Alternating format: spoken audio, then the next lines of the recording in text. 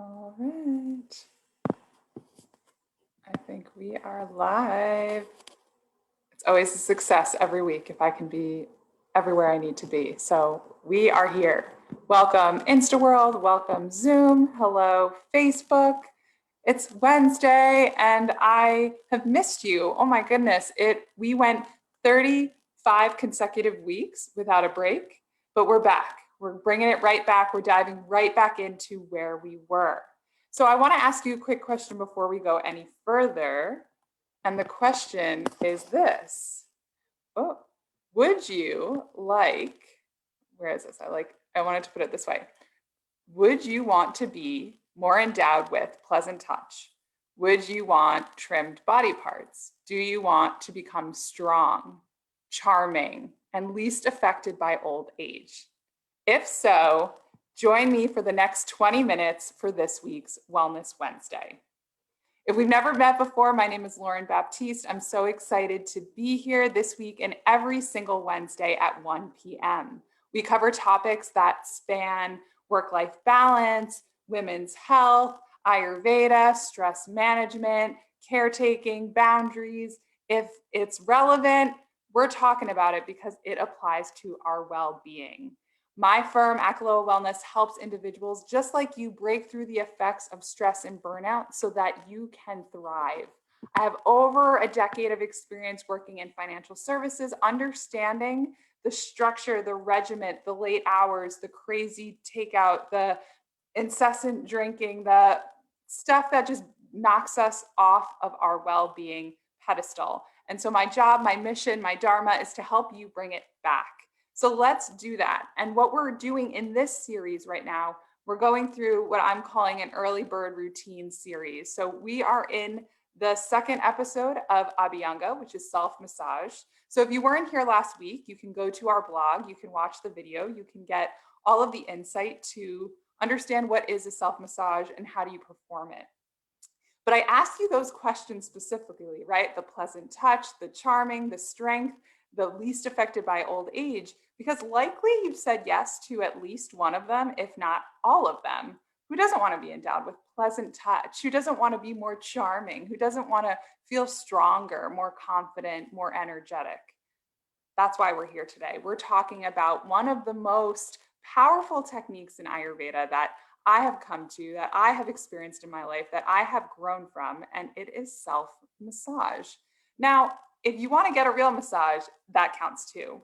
Abhyanga just means massage. It doesn't mean self-massage. But for the purposes of this, for the purposes of quarantine and COVID and all of that, I want to invite you to invite this technique in your life, explore it a little bit, see how it can serve you. So if you're not fully sure why is a massage this powerful and this amazing, let's take a moment just to backtrack a little bit. And then what we're going to do today is go into how this is going to benefit your dosha. So what's really cool is that this is a tri-doshic practice. It's good for my vatas, it's good for my pittas, it's good for my kaphas. We'll go into that, just a little refresher, just to remind you if you aren't in the Ayurveda world, but you want to know how it benefits you. So let's do it because time flies and I know we only have 20 minutes together. So why is massage so amazing? Massage, firstly, the layering of the oil creates a protective shield between you and the rest of the world, which is just a beautiful thing in moments where you feel vulnerable or in moments where you feel uneasy. Just knowing you have that protective layer is so nice. This is why we wear a coat in the winter. It protects us. But massage on the inside, it acts as a circulatory mechanism, right? So when we're actually massaging the body, the circulatory system, the nervous system, the lymphatic system, it's helping by moving blood around, draining excess liquid, and just helping us keep things moving. In Ayurveda, we learn about stagnation being the thing that holds us back. So often if you have pain, it means that there's a stagnation of sorts. So for those who maybe get ovarian cysts and they don't have regular menstruation because there's stagnation happening in your uterus. That's just one example. So many other examples for that stagnation. But even think, like after so many hard meetings, a long day of Zoom fatigue, you start to feel it in your shoulders and in your neck. That stagnation needs to be broken up. We need to keep things moving so that the muscles can flush out the toxins and so that your body can feel more at ease. And so we have maybe heard of lymphs or maybe the lymphatic system. And what this is the plasma. This is the first tissue in Ayurveda that is talked about. There are 7, but we're going to, in the first one, lymph is the first. So you have in Western society, you have your blood, which is made up of the white blood cells, the lymph, and then the red blood cells, the what we call blood, or the second tissue in Ayurveda. But the lymph is this primary cellular part of you that is just so important. They are the foundational elements of your tissue development. So it's important that things are moving and that they're healthy and fresh. And so the lymphs are activated by heat, which happens through friction. And so through massage, you're literally activating the lymph in the body. You're cleansing and you're revitalizing and you're doing other beautiful things that just really, again, promote that cleansing and that movement. It helps if you notice even after a massage, you're glowing, your skin is glossy, you feel strong, you feel more energized and usually a sense of calm. And so this is what I want to reinforce. We're not just spending one episode on this, we're spending at least 2, maybe one more next week, depending, because there's so much to gain from a personal massage. Now, we're going to take it a little bit deeper. So last week we talked about how do you do it? How do you apply oil? Just hot or cold oil? What do I use? But we're going to get a little bit more specific today, because if we can really feed our body what it craves, we benefit all the better, so much more. So the first thing I want to talk to you about is the type of oil. And so quickly last week I said, oh, okay, if it's hot or if you're hot, or you might want to use a coconut oil. If you're cold or the season's cold, you might want to use a more warming oil like sesame. And so there's still truth to that, and that is absolutely true, and it's an easy rule of thumb. But we're going to talk about the specifics for each dosha, the oils that would benefit, and then we'll even talk about the way to perform the exercise for each dosha. So before we dive in even further, let's just take a moment to refresh on our doshas. So we have 3 primary doshas. Doshas in more of the Western world are biological humors, types of metabolism you may have heard. They are defined, or they translate as at fault, because they're always changing and they're always impacting the body.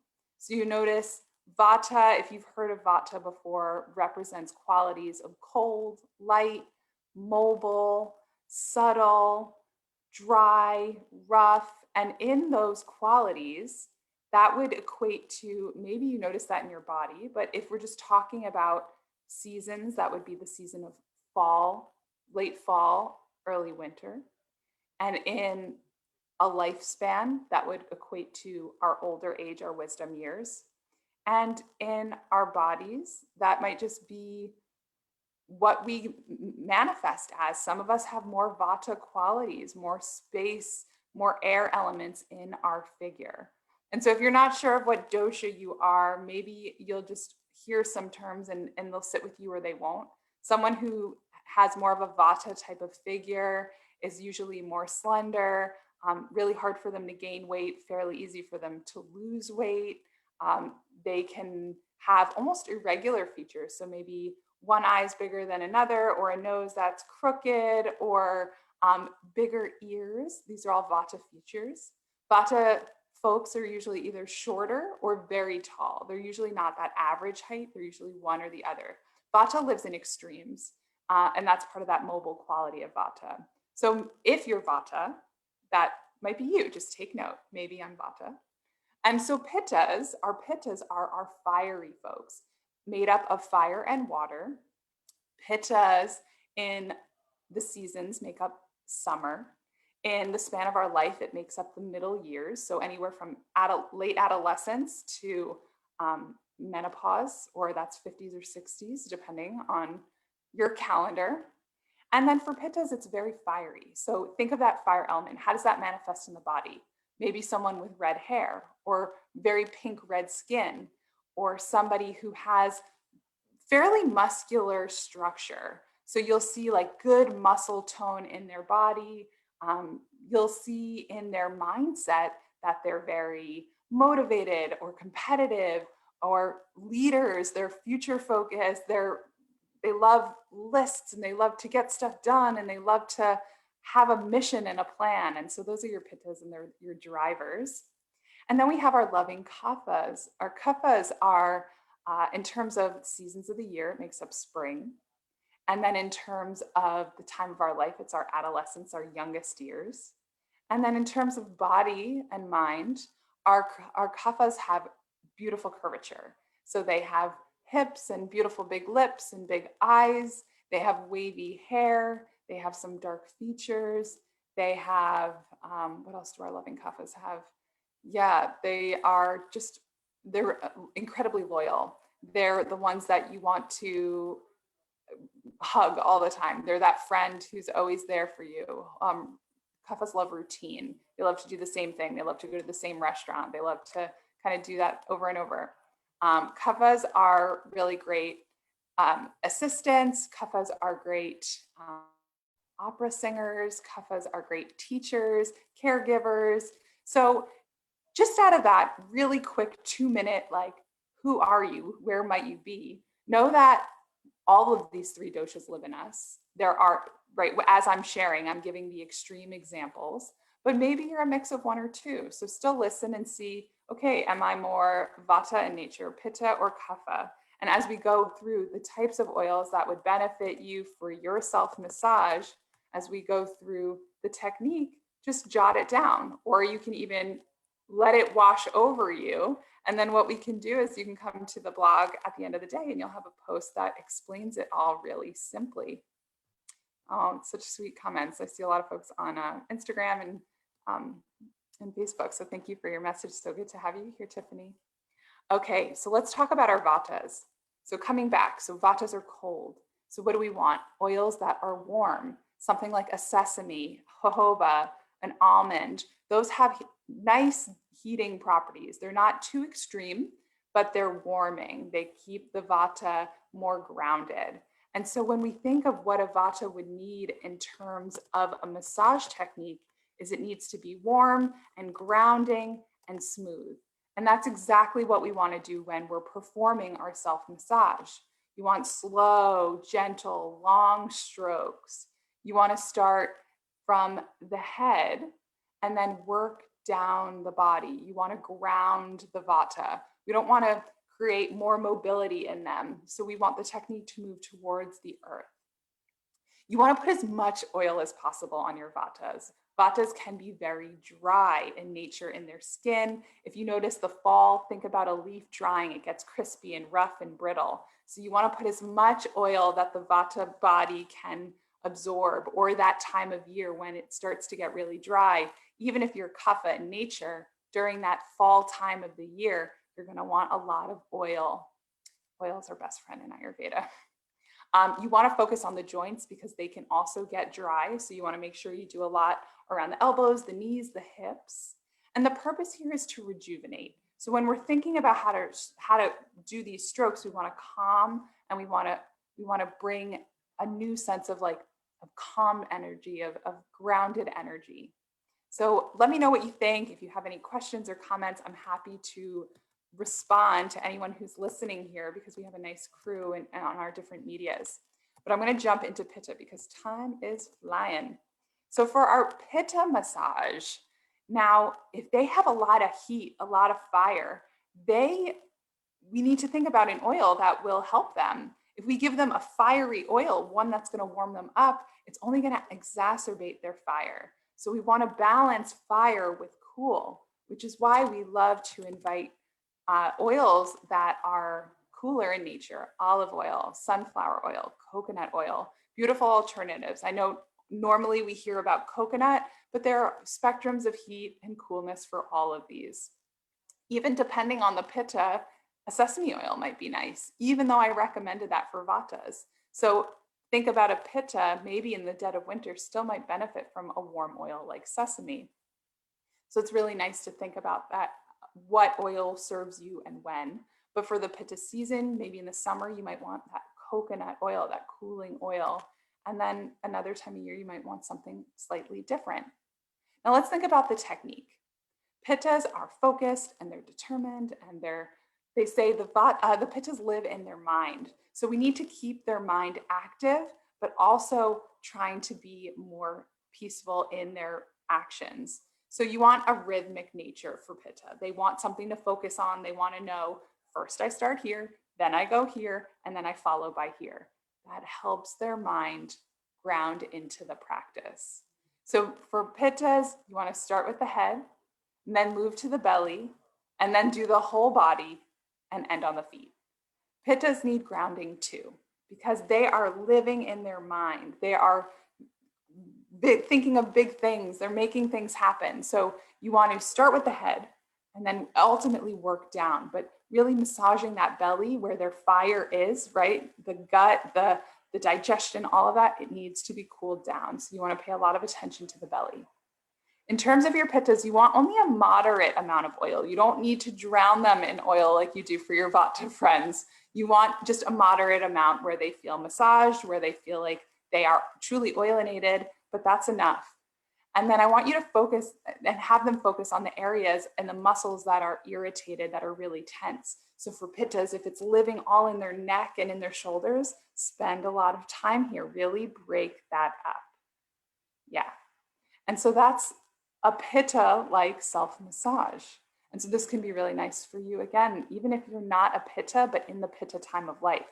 A lot of us listening are in our 30s, 40s, late 20s, somewhere in that spectrum. And so we're all living in that pitta stage of life. So knowing that, we may also want to incorporate some of these techniques, getting good belly massage in all year round.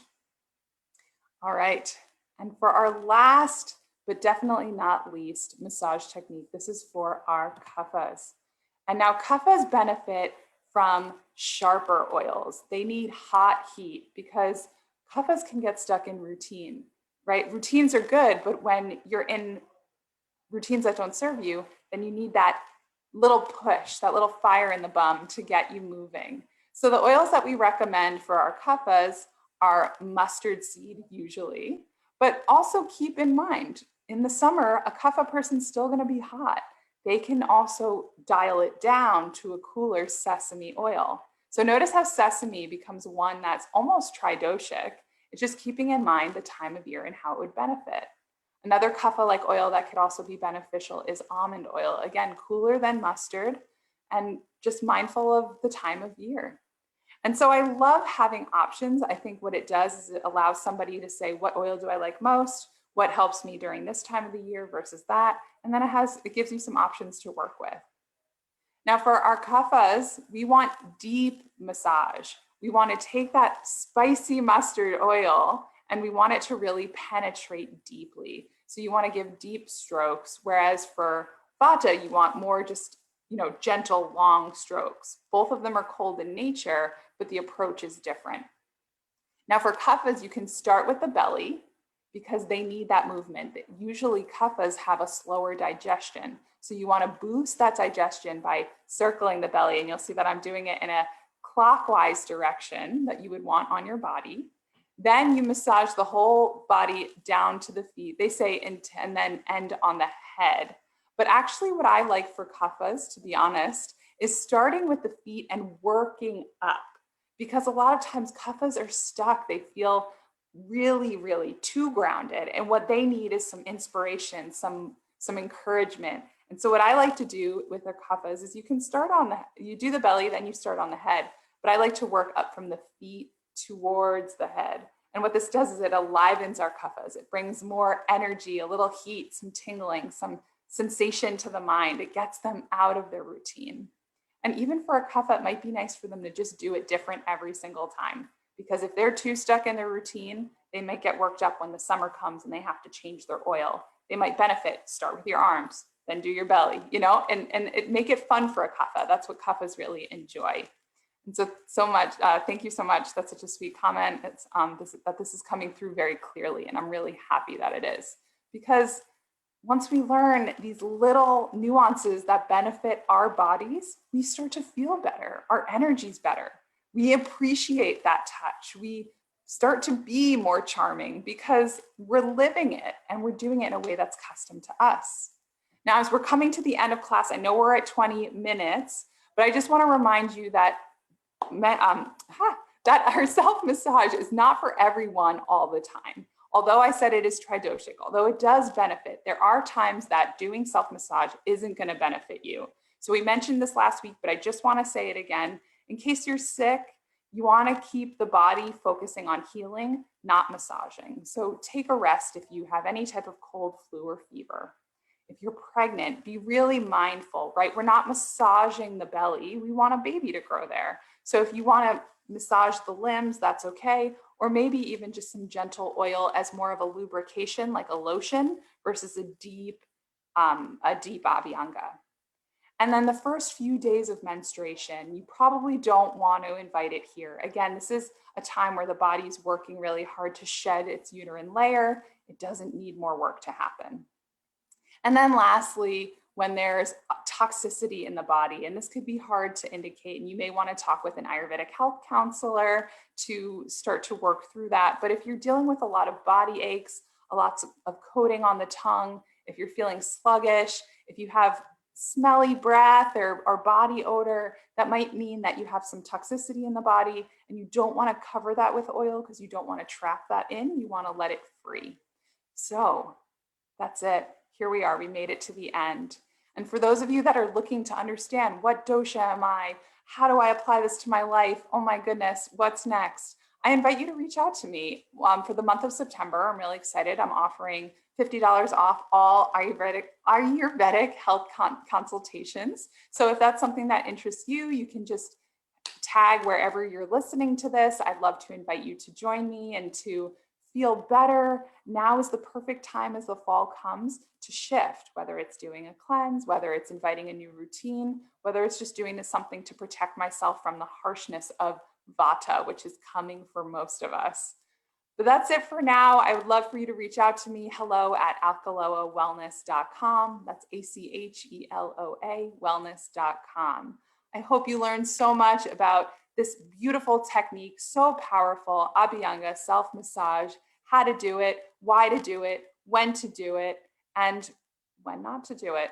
Wishing you an incredible Wednesday. I will see you next week, and we will continue this early bird series as we talk about how to improve our life from the morning on.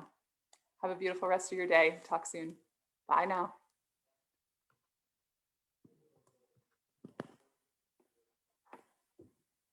Thanks for joining. Oh my gosh, I forgot to record. Oh, good. I'll download it on my phone.